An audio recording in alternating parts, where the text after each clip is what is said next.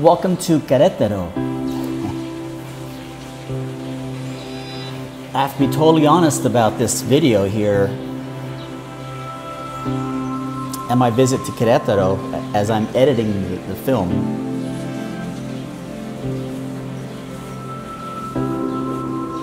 I'm wrestling on how I'm going to accurately represent the city.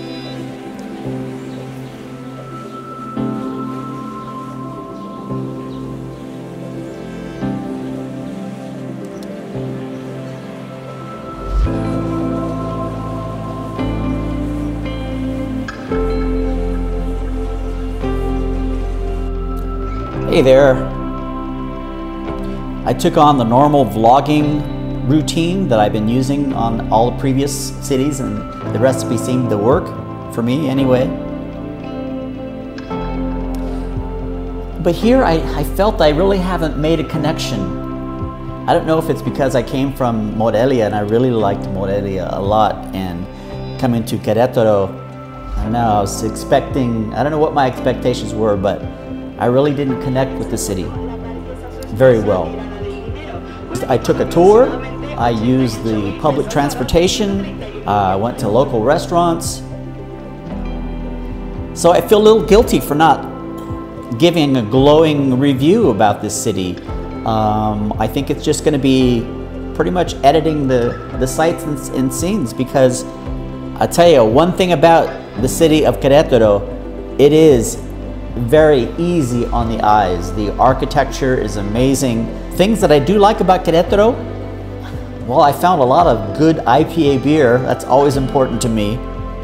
My favorite ice cream shop, Santa Clara, is here. I like the fact that a lot of people here wear shorts, but I'm a shorts kind of guy. I like to be in shorts. Queretaro, I felt comfortable because I could wear shorts every day and not have people look at me thinking, turista. But I had a really bad start in Queretaro. My first meal was terrible. Sticky tables. There was a fire alarm. You know how the battery goes dead and the chirping starts sounding? I felt like getting on my chair and just pulling the battery myself, but it didn't seem to bother any of the employees. And that was my first meal, so we really didn't get off to a good start. About half a week into it, I went to a very popular place right on the corner of the main square.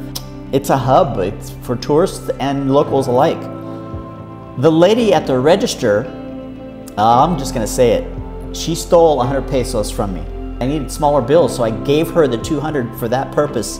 She took it, took my order, and then she disappeared. So I asked one of the other ladies, you know, where is my change? And she says, oh, the lady that's helping you went to the restroom. When she came back, I asked her, and she says, oh, okay, yeah, and she gives me 100 pesos less. So I said, no, I gave you 200 pesos, and she says, no. And she opens the register, and she shows me the register. She says, look, there are no 200 peso bills in the register. And I thought, well, son of a... That's because you went to the restroom with my 200 peso bill and you stuck it in your pocket. They have good food. All of the other people were nice and courteous. And I'm not going to name the restaurant because that's not what my vlog is about. Yeah, Queretaro. Some things that's really stuck out for me. There's a lot of Japanese and I believe Korean tourists here. That's partly because of the industries. Tourists tend to see the colonial, the old town area, but this is a sprawling city. There is a lot of money here. People that live in Queretaro and Morelia live on a higher standard of living in Mexico. And it shows. If you leave the tourist area, there's parts of the city that rival American cities. So I've come to the conclusion that in my edit, I'm going to do my best and portray Queretaro as I saw it. A beautiful place. There were some high moments.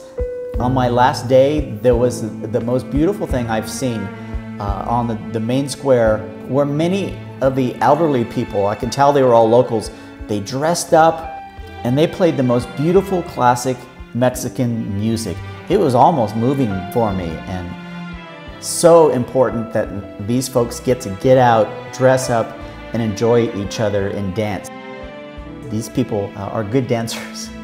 So I really enjoyed that. I spent some time just sitting and watching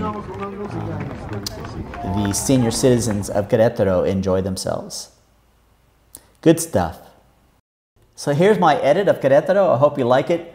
Not much narration, not much history like I usually share, but you'll see the city in all its beauty like I did. Enjoy Querétaro.